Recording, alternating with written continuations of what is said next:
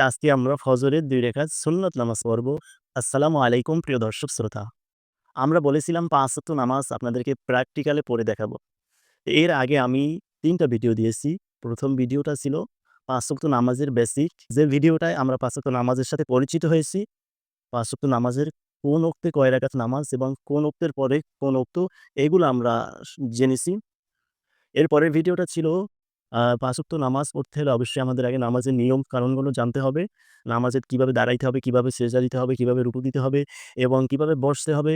A to Z সালাম পর্যন্ত, আমরা তাকবীর থেকে সালাম পর্যন্ত সব আপনাদেরকে প্র্যাকটিক্যালি দেখায় দিয়েছি। ওই ভিডিওটা অনেকেই দেখেছেন আলহামদুলিল্লাহ।